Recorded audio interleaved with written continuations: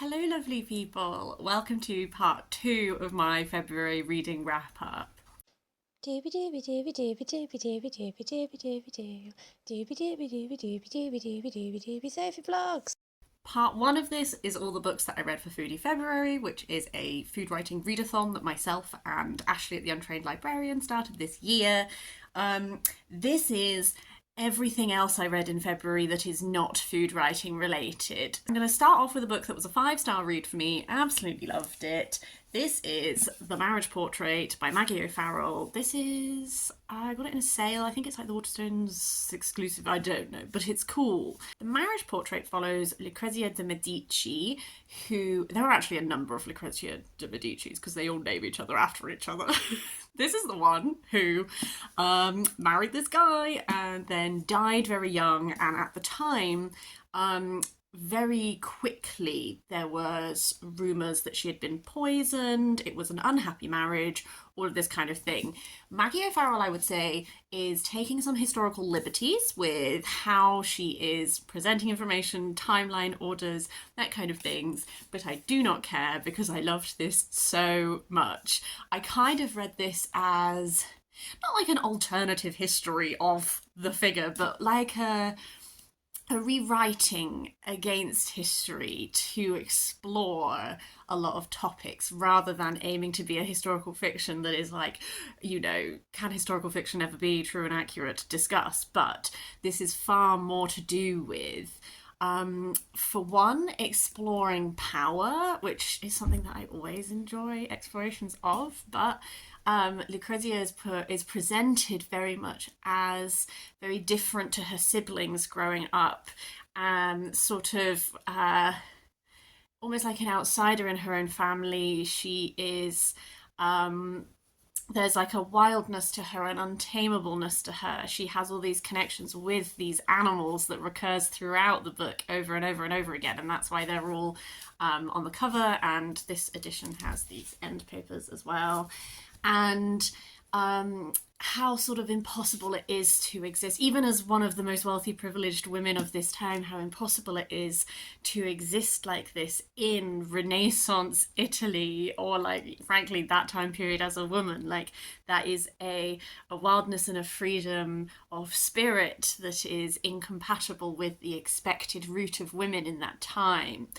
Art is another theme throughout this, which is definitely a reason why I loved it so much. I'm in such an arty reading mood currently, because Lucrezia is presented as being a very talented artist, and she expresses herself a lot through art. And then there's this development of this type of painting that is layering. So there's a painting underneath that is secret, and there's a painting over the top.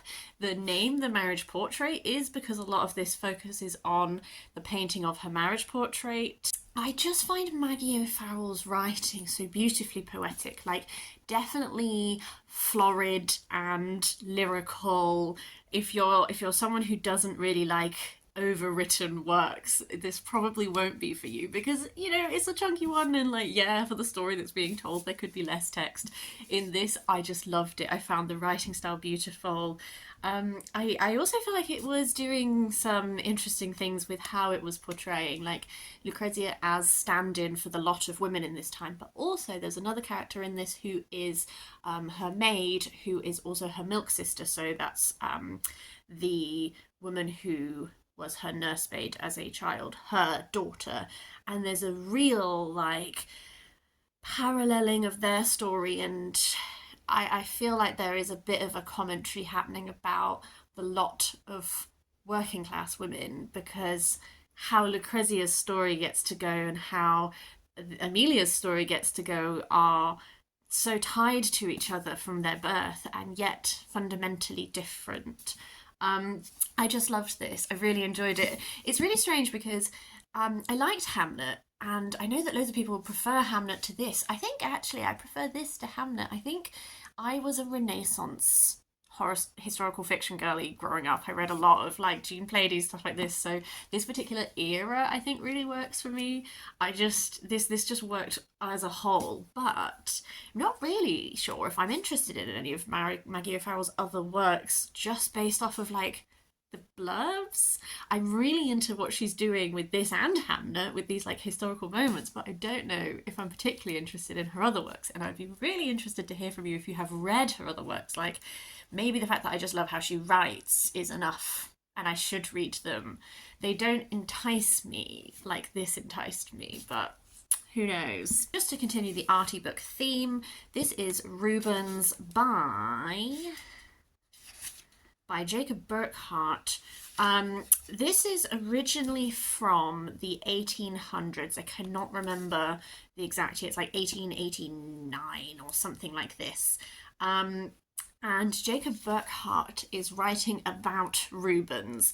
My understanding is that before this book, there was less of an interest in exploring art history in like the actual like positing it in its historical context. I hope I'm not making that up, but I believe like you would have things like something that this reminded me of when I was reading it was Vasari's Lives of the Artists, which talk about like that is a bunch of biographies of a bunch of artists that Vasari was writing about in like the 1500s, whereas this is about Rubens' biography, but it also discusses a lot his artistic development. There are pictures throughout, and then it ends with a whole bunch of book plates. These ones are black and white, but there are colour ones throughout. And it was a little dry, I will say. Not entirely unexpected, given written in the 1800s. I learned a lot about Rubens biographically, and I learned a lot about Rubens from an artistic standpoint, and I really appreciated that. I think it is one that I would say that it is one that, like, you know, if you're not particularly interested in Rubens and you can't handle reading some dry 1800s works, don't read it, because it's not like the most accessible book of all time. But I picked this up in like a secondhand bookshop. It was only £1, and I'm really glad I read it because I do feel like it's given me an insight into him as an artist, and that's what I wanted. I read 3 books for my Read the World project this month, and given that I set myself the goal of doing like 12 in a year, we're already chunking. So they were all digital, so I wrote them all down so I wouldn't forget. The first one is for Bahrain. I read Moonchild, A Voyage of the Lost and Found by Aisha Bushby. This one was a audiobook from my library app. It was narrated by Lara Sawalha. This is a middle grade fantasy novel where essentially it's very sweet. We follow, I'm so sorry, forget everyone's names. Our main character. This book opens with our main character. She lives on a boat with her 2 mums, and just as the book begins, she has her first period, and that actually is quite important to the text because there's a whole bunch of stuff to do with this that's to do with the moon and magic being tied to the moon. So there's also sort of a tie to like cycles and all that kind of thing, which was cool because I've never really read like a middle grade book that engages with periods before, and that was quite cool. And she has a genie, but shenanigans ensue, and this big creature takes away her genie, and she has to go and get it back, and she makes these friends along the way, and they sort of like use their little magic powers to solve the thing. I think what I liked about this most was that I think that there is some really great like emotional identification stuff going on. In my day job, I do children's magazines, and there is a whole aspect of that is educational, and we try and support the curriculum, part of which being PSHE, and so we try to do a lot of stuff that is like emotional development and helping you to process emotions and identify emotions, like with really little ones, you know, when you are happy, like how does that feel? What does that look like? How do you both identify emotions in yourself and in other people and all that kind of stuff? So I'm a bit of a nerd about it. And this book had a lot of lovely stuff that was to do with like the main character's magic, or rather her genie, becomes more visible when she's angry, and anger is an emotion that really drives a lot of her magic, and she goes on a real journey to towards understanding that emotions must be felt and experienced and not ignored and locked away and all of this kind of thing.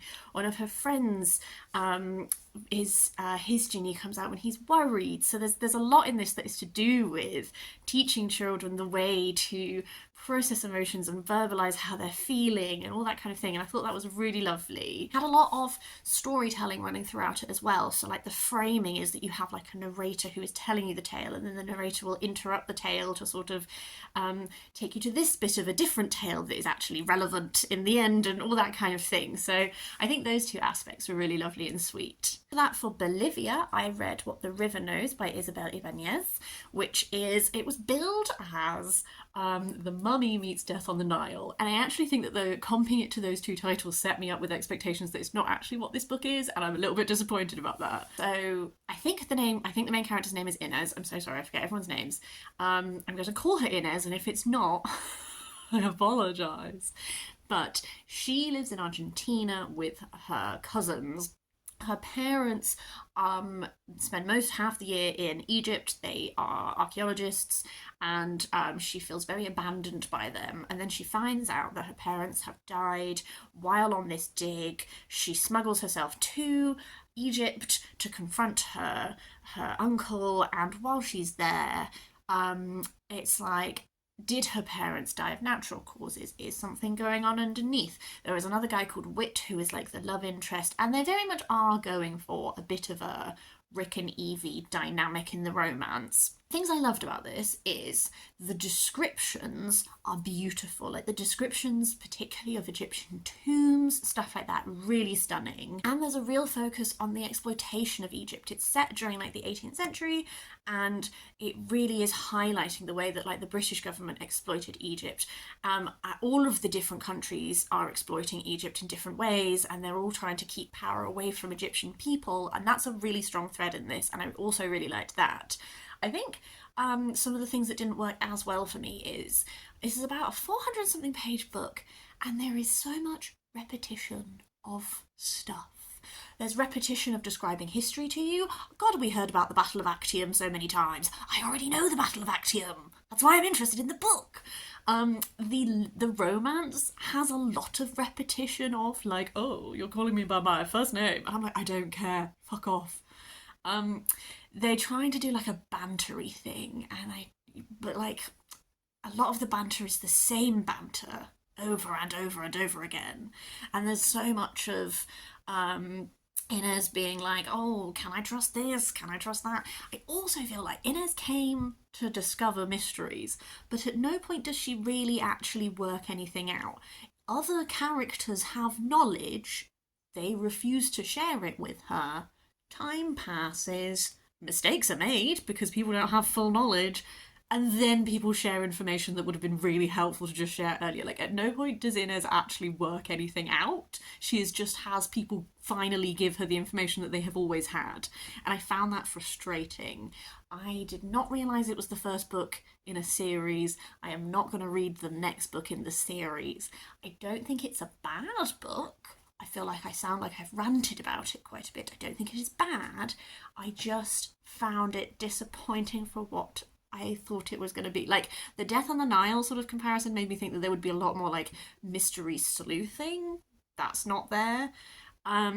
And the Mummy made me think it would be there is magic in this, but the magic system is very, very underdeveloped. The magic system, it's like there used to be magic and it's not really a thing anymore, but there's some remnants, and it kind of really existed to give in as a reason for being there, but she just didn't really do anything with that. So I think I found this frustrating because I really wanted to love it, because it has, like, if you were to list it on like a tin, I'm like, that's my jam, but in reality, not really my thing.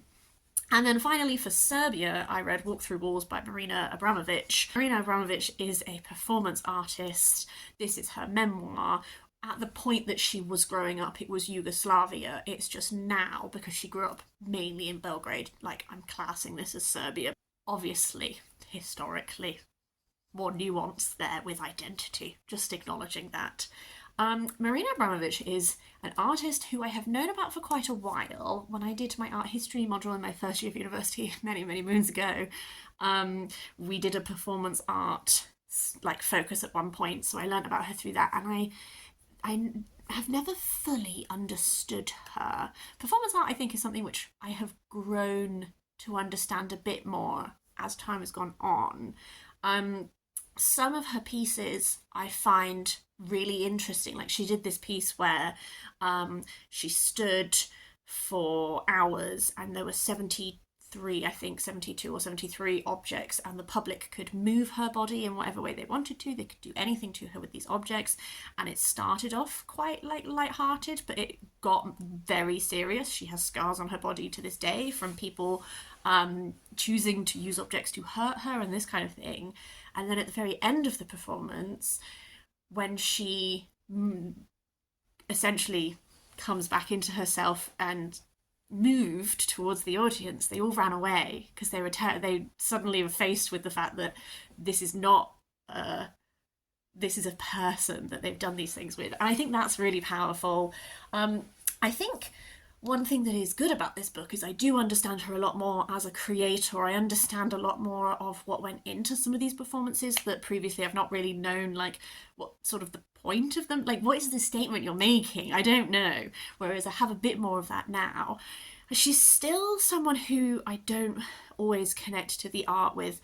Particularly a lot of her early stuff is very like, it would fall into like mutilating yourself quite a lot. Like a lot of it involves like cutting of oneself and that kind of thing. And I really struggle with that. That's something that I find really difficult to like engage with in an artistic way. It was very interesting reading about her upbringing as well. She grew up when it was communist Yugoslavia, but her parents were very high up in government, so actually they were very well off. But she had a very difficult relationship with her parents, her mother particularly. So there's a lot of darkness in her past and all this kind of thing. I think she has awful taste in men, absolutely terrible taste in men. She also, I think at times she's a very spiritual person, and a lot of her performance sort of, she goes to different cultures and she learns different spiritual things, and they influence her relationship with the world and the way that she performs. I think sometimes she moves a little bit into like othering territory, particularly when she talks about her time spent with Aboriginal people in Australia and that kind of thing. What I'm saying is, I did enjoy this. I did find it very illuminating. I think it started really well with a lot of energy, but I felt by the end that some of that energy had gone. I don't know, the writing style was a bit sparse at times, I guess. I feel like it lost a bit of its drive towards the end, but maybe that's just me. I did find it illuminating though. A book that I DNF'd, unfortunately, is The Women Who Built Bristol, 1184 to 2018 by Jane Duffas. Oh, I went on a journey with this book. One of the people who introduces this is a massive turf, and I was like, oh no, I'll carry on, but that's not great. I think what I find difficult about this is what the introduction states that it is doing, and then the information you're given about people feels very strange. The introduction explicitly says that it is focusing on, like, it uses a lot of very, we're looking at only women who've made a positive impact on the city, and that can be fine. You can have a positive impact on the city and be questionable in other methods of your life, but the rest of the introduction very much drives home that these are women who, to quote, deserve to be remembered and celebrated. And she talks a lot about how they're all an inspiration to us today. With that in mind, the first person in this, and it's organised alphabetically, I get that. The first person in this is someone who petitioned for women police officers, and there is a little tiny footnote, can you see right here, little tiny footnote at the very end of a passage that links to a footnote that says, I'm choosing not to mention that in 1934 Mary reportedly visited Adolf Hitler and apparently urged him to establish a force of Nazi police women, and that she then joined the British Union of Fascists. I'm not pretending it didn't happen, I'm just not mentioning it. Which is a really weird way to frame this information, I feel, because you are mentioning it, but you're not engaging with it. And that's where a lot of my problem is with this, is, number one, that's like, I feel like it's quite important to know that this woman is a card-carrying member of the fascist party, because presumably it influenced the way that she feels like police should function in society, and maybe having women be police officers, if it's from the brain of someone who is an actual fascist, doesn't actually feel like an empowering thing, but might be used to disempower other women. And maybe we could engage with that. 2 people later, there is another person who, whilst not an official member of the fascist party, did visit death camps and said that Hitler was doing a great job. And then a few people after that, we have someone who was really into eugenics. And by this point, I was like, what is happening? Are there no other interesting women that were not horrifically awful? And like, again, this is where I come back to that framing, because it is possible to focus on women who shaped the history of a city, who had politics that we would now be like, that's bad, and you can examine the impact that they had on the city, but like also engage with how those politics influence what they were doing. Like, I don't need every woman in this to be a hero, but the fact that the introduction frames it explicitly as the fact that they are, and they are inspirational to us, if we then refuse to engage with the difficult sides of their politics, what is the point? And that's where I also fell down with this, is that a lot of this just feels like reading Wikipedia articles. Like, this is an example.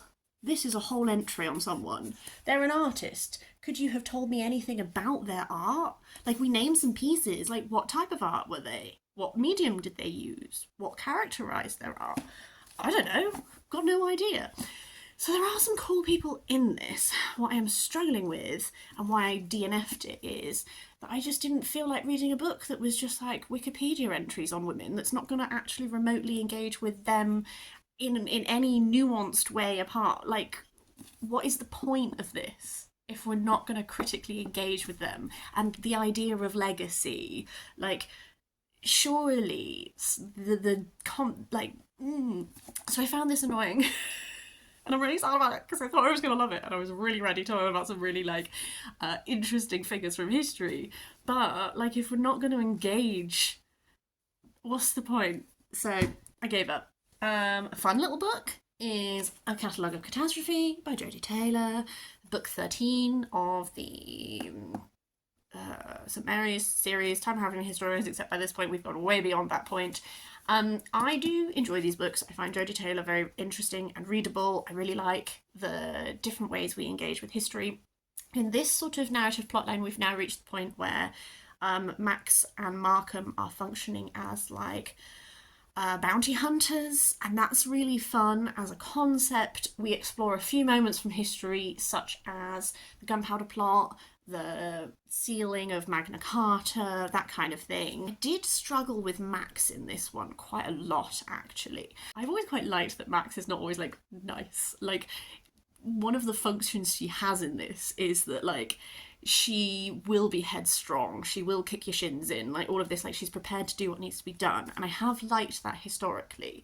What I struggled with in this one is that the characterization of Max is just, like, picking a fight with everyone, like, making these decisions even though she knows they are detrimental, like, even though she, like, there is an anger here that is causing her to act really irrationally, and I think that I find that really hard to root for, and also to then have it play out and then just be like, oh, I've been a real cow to everyone, but it's fine.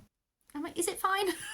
I don't know. I just find it hard to root for in, like, a long-term capacity with, like, antagonism towards Leon, and I'm like, well, why are you, like, this relationship, why does this exist? Like, you spend no time with each other because you're always separated due to plot reasons, and then when you're together you're just going to argue until such a point as you're not arguing suddenly. Like, it doesn't, I find it frustrating. I feel like there's an element of stagnation in that aspect of it, or at least that's how I feel. There's still a lot of fun in this. I always find them really entertaining. Jodi Taylor writes about history in a really fun way. All of that stuff. Like, I will keep reading it, have the next one to read.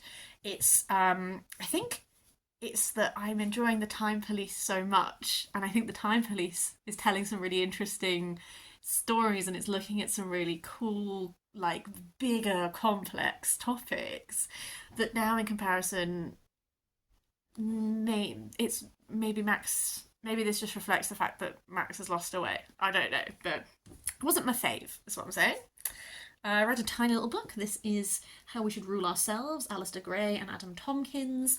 This is a really small little book that is looking at what independent government could be for the nations that make up the United Kingdom. So specifically, it's largely from a Scots point of view, but also like Wales, and also England, I guess. It covers a Republican vision is like a vision of what self-rule could be. Early democracies and republics and the making of Britain is very much like a look at historically how did Britain come to be what it is, and particularly a lot of the underhand things that went on to make that be so. Government and accountability is this idea that like even the way that the current government system is structured, there is no accountability, and there's a strong the Republican aspect of this is that there is a strong influence from the Crown that stops a lot of processes and all that kind of stuff. And then for Republican reform, 4 proposals are sort of like 4 key proposals for what a Republican government could look like. I find it really interesting, very accessible. Like, I don't feel like you need to be hugely familiar with like arguments for abolishing the monarchy, self-rule, that kind of thing, to be able to really engage with this. It's very much like an entry point. So that was good. Penultimate book is The Perfect Nine by Ngugi wa Thiong'o. This is sort of reworking the foundational myth of Kenyan's Gikuyu people. So it is an epic poem, it's written in verse, and it is the perfect 9 are these 9 daughters, and it's essentially the simple tale is that a bunch of suitors are courting these daughters, and they have to go on a quest to find this hair from the tongue of a giant that they can use to heal one of the sisters, and shenanigans ensue. It's very like traditional questing narrative in many ways, of like you have different episodes where you deal with different like foes. What I really liked about this is that the perspective that this is written from is one that prioritizes the sisters. So when near the start, it's like a omniscient narrator, but then there comes a point where it changes to be the sisters, and I really liked that. The sisters are so cool, they are so capable, they are strong, and they have these bonds between them that are so tie them together and help them be successful, and it's the strength of the women that really mean this quest gets to be fulfilled. It has a lot of the classic like oral storytelling aspects like repetition and these episodes that then build on each other and all of this kind of thing. Yeah, as sort of like a reading of like an epic oral tradition kind of narrative, I found it really cool. Finally, we have The Story of China, A Portrait of Civilization and Its People by Michael Wood. This was a gift from my brother because he is a big Michael Wood fan. This is an overarching history of China, which is obviously quite a big thing to try and attempt. I have like pockets of knowledge of Chinese history, specifically focused probably more like I've read a few memoirs that are about the Cultural Revolution. I have been trying to read more like seminal texts, so I've read some like classic Chinese literature, but I would definitely say that my knowledge of like overarching spanning history very limited, and I found this really helpful. Even just basic things like being able to hold in my mind what order the different dynasties are and that kind of thing, like super duper helpful. Again, I think that Michael Wood writes in a way that is not overly dry, not overly academic, although he does quote a lot from sources and stuff like this. What he tends to do in this is it's very broad strokes history, and then so it's not really a history of people, it's more a history like overarching, but then he will zoom in on the odd person. Like Dufu the poet, we look at like specifically every now and then like a specific emperor or a specific person who was like Mao. Obviously we look at like there will be people that it does zoom in on, but it's not really like a rooting you in person, it's going broader than that. I think the nature of that is that there are elements which I would have liked some more depth. Tibet is gone over very quickly, really not examined that much, not that much nuance, so that there is like an aspect of that which is like the downside of this book, but I don't see how you would also really be able to solve that without making this much bigger. So I recognise that critique is like maybe not the point, but I found it really illuminating for sure, and a good book to then give me other places to go as well. Particularly, there's a bunch of writers and poets and that kind of thing that I now want to go off and explore further. That is everything I wanted to talk about. I would really, really love to hear your thoughts on any of these. Please do leave a comment down below if you have anything you'd like to share. Otherwise, I hope you're having a really lovely day. I will see you next time for something different.